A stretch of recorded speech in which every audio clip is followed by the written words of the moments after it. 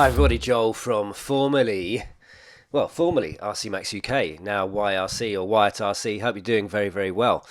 Now, it's been a while, and it's been a long time since I've done an unboxing. I saw the XRT here from TRAXXAS, and me and some mates were talking about it, and I thought, okay, I'm going to go and get it. After vowing to never buy another TRAXXAS, but I've sold some RC stuff recently, so I thought, why not? It's a fun-looking car. It's new, obviously. Here's the colours. Quick look at the colours. The red, the orange, the blue, the green. I went for the orange. Yeah, I've sold some RC stuff recently and thought, what am I in the market for? And thought I'd go for this. So I paid, obviously, full price for this. It's not a freebie or anything like that. A bit of performance figures there on the side. 50 miles an hour, 60 miles an hour. I think 50 on a basher car like this, something you're going to jump. If you can jump something at 50 miles an hour, that's plenty. It's Bluetooth enabled if you get the TRAXXAS Link module, and then you can see your speed on the transmitter if you buy the phone holder there. It's obviously pretty big. Those wheels are huge. That's how it comes, all plasticed up, car in the middle, the wheels either side. And in one of the boxes at the back there, you've got your transmitter, which is the usual TRAXXAS TQI. It's pretty old style, old school transmitter. These have been going for quite a long time. 4 AA batteries go in the bottom there, and you've got the on-off switch at the back of the transmitter, and the usual kind of controls, steering wheel controls, nice little wheel. These are good controllers. They work well. You don't have any aerial to snap off, and the range is good. That's where you put your Link module if you buy it as an extra. Trigger feels okay, and you've got the couple of buttons, a couple of knobs, steering trim, multifunction knob, and the top 2 red buttons are how you go through the menu. It's a complex system to use those buttons, so that's why you get the Link module as well to access loads of trim functions and stuff on your phone, which makes it much easier.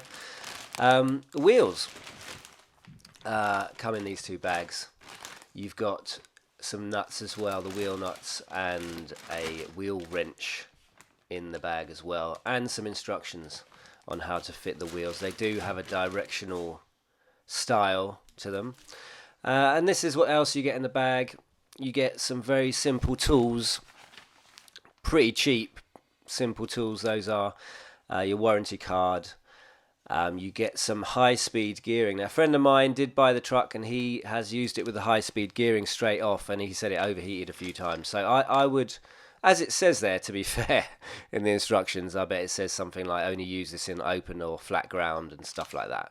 So it is geared up quite a lot on that gearing, so use that with caution. You get your instruction book, part numbers, which are, of course, very, very useful, and your exploded diagrams, which are, again, extremely useful for working on the car. So that's what that's for. You get a kind of wing stickers and some numbers for your rear wing, if you want to put those on. And you get the usual TRAXXAS kind of advertising material to buy some of their chargers and some of their batteries and so on, and all that there. So you get that as well. And then finally, the sort of standard manual, which shows you how to use the car, gives you some advice. The usual stuff if you're new, I suppose, to the hobby, as in not using it somewhere where there's loads of people and all that kind of thing.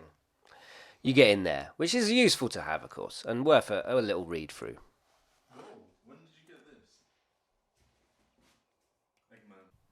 Okay, so let's move on to the wheels. Now, these are some pretty cool looking wheels, I've got to say. They're TRAXXAS do a good job with wheels and tyres in general. So you get your little manual here. You got a bit of French there as well if you want to read it in French. Gives you the directional pattern, the tread pattern, and also talks about the wheel nuts a little bit, which have these kind of serrated edges on them to keep them on. Wheel wrench is pretty good, actually. It's quite useful. It's got the typical TRAXXAS shape of wheel nut on there. Makes it difficult to use anything else for one, but also they're kind of TRAXXAS sized. That's the one thing you'll notice there. Center hole in the wheel is very, very small for a wheel so big, and this is the TRAXXAS way, to keep you on the TRAXXAS products. The hub is quite thin, or the stub axle It's not like the Armour cars, which use a 24mm hex. This is the TRAXXAS sized hex, so I believe it's 24mm, but it's a funny shape, as you can see, just in the middle there. Exactly the same as the XMaxx. So if you want to fit other wheels, well, you kind of either have to get some adapters or just stick with TRAXXAS wheels, really. They are vented, the wheels. You can see, again, typical TRAXXAS style, wide wheel at the back, skinny tyre, and a thinner wheel at the front with a fat bit. So it's kind of, again, this is what TRAXXAS does. Quite a lot of companies do this. So nice feeling tyres, nice looking wheels. So they feel like they're going to have some quite decent grip, although the tread's quite shallow compared to what you might expect for kind of off-road use. But I'd imagine, looking at the videos other people have done, they hold up pretty good. I went orange, of course. Orange is my favourite colour, to be honest, so instantly went for the orange. Now, I think it looks great. Body looks really nice. Again, TRAXXAS are very good at this, and they are... You know, it's what they do, isn't it, TRAXXAS? They're very good at making good cars. And I don't like TRAXXAS as a company at all.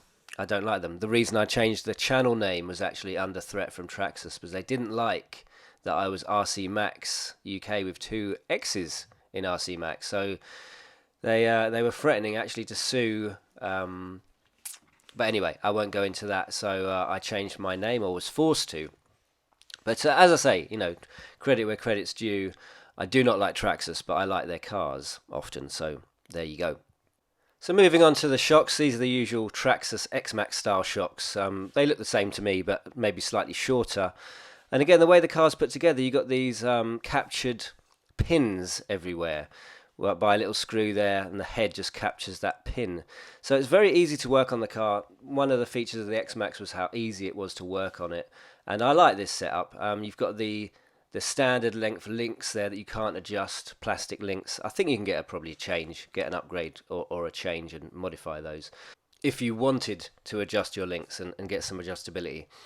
Then you've got your general kind of, again, very XMaxx looking. You've got your rear gear cover there, and that's your motor and ESC, which again are similar to the same as the TRAXXAS XMaxx products. You've got that nice dual fan, which is new. That looks very cool. And yeah, the standard kind of TRAXXAS electronics, which generally speaking are normally a bit kind of under, or at least the ESCs are normally a bit, you know, kind of low spec, let's say. I always move to a Max 5 or Max 6 for these, but you know, that's up to you. If it's reliable for you and it works well, then use it. They're your kind of new, these squares. These are the body mounting squares, so I'm calling them squares. Body mounting parts. Your body literally presses down onto those. Front bumper, you got a nice kind of absorption piece there. You got the same at the rear, this kind of oval shaped piece. I see or hear that they are kind of a weak spot of that rear wing there. Massive rear wing, and you got your usual wheelie bar, again the same as the XMaxx, with a handle so you can hold the car. Nice looking wing. Very solid. I mean, it's a very nice looking car. It kind of looks like a squashed XMaxx, to be fair. Kind of flattened, like a low centre of gravity XMaxx, which is probably what basically it is. You've got your battery clips there, which work like that. Very simple. Push them away by the edges, and you've got 2 tiny little holes there for body clips. If you want to put body clips, if you're doing massive airs and stuff, and these open up, it would be worth putting a body clip in there. But yeah, you just push them away like that and then lift them up. Nice and simple. Height wise, hopefully they're the right kind of height to fit most standard batteries, which I'd imagine they are for this car. A little shot of the underside there. Very long arms, again looking TRAXXAS XMaxx-esque, and just a flatter chassis there. That's your grab handle there. Very, very useful. Wheelie bar works very well on these, or worked very well on the XMaxx. I did notice there, I don't know, just looking around the car there, you can see oil. Now that's shock oil, so that's not a good sign. Basically, I got a very, very leaky shock there, which is a little bit annoying on a brand new car that cost £1,100. Not really what you'd expect myself, or at least I was pretty shocked to see that. The others are all okay, but that one definitely leaking big time. I do open it up and have a look to see what's going on. There's your motor mounting screws hidden under there to sort your gear mesh. It's got the pin gear mesh system again, like the XMaxx. I mean, I like to set my mesh by hand, so I actually took those pins out and did it by hand. But if it sits well, the mesh, then it's a very easy way to set a mesh and to keep a mesh, you know, in a set position. It's got these 4 pins, holds the motor mount in place. I have a look here at the car with the wheels and tyres on. Those nuts, they look tiny sitting in there, don't they? Absolutely tiny.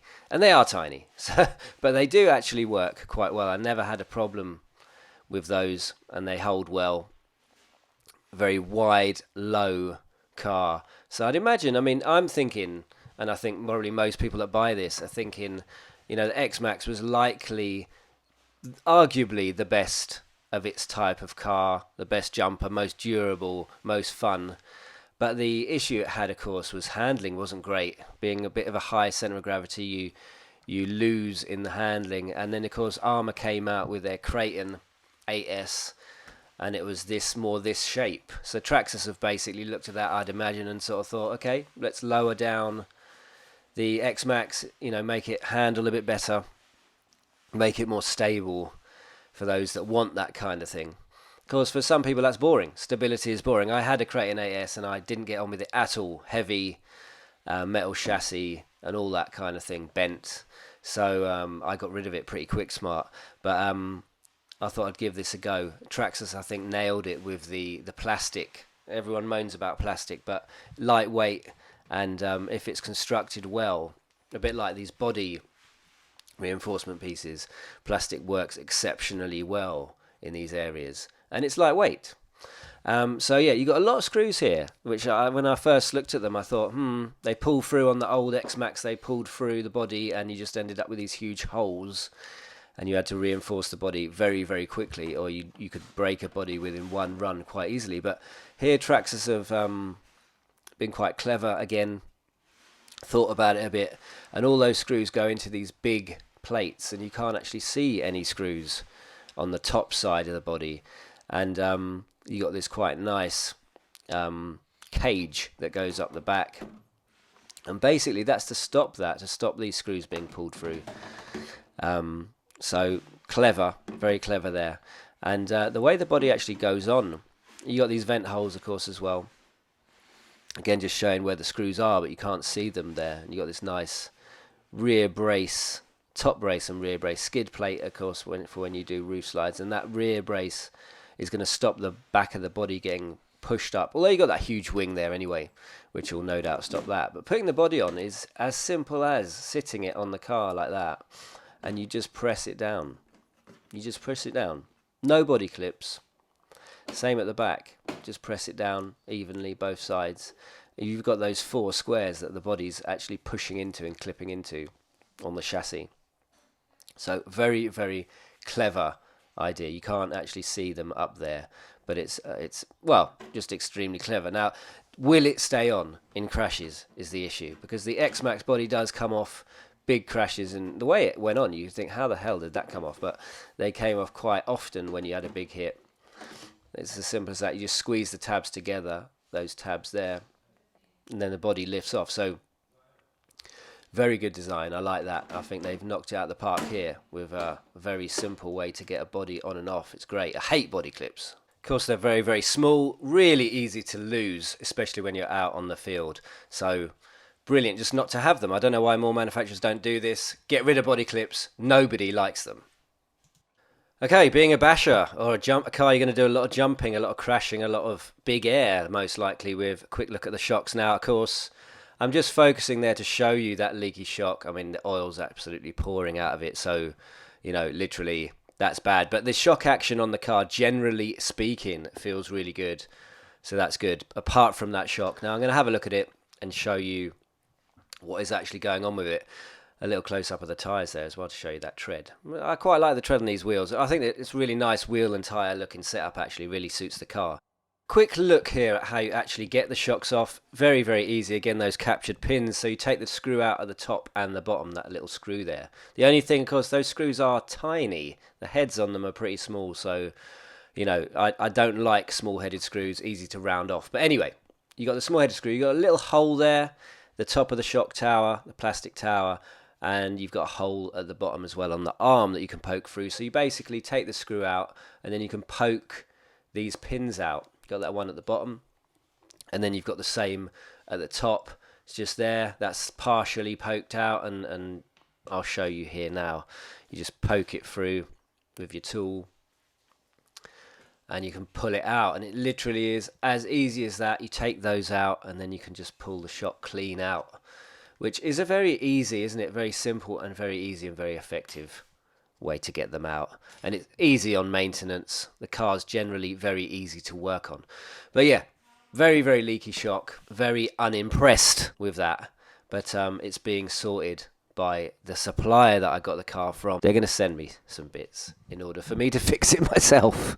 But yeah, the shock's been put together completely wrong. I'm going to repair it and then I'll be out using it. So hope you enjoyed the video, guys. Here's to 2023. Hope you're all good. I'll catch you in the next video. Okay, take it easy, guys. All the best. Goodbye.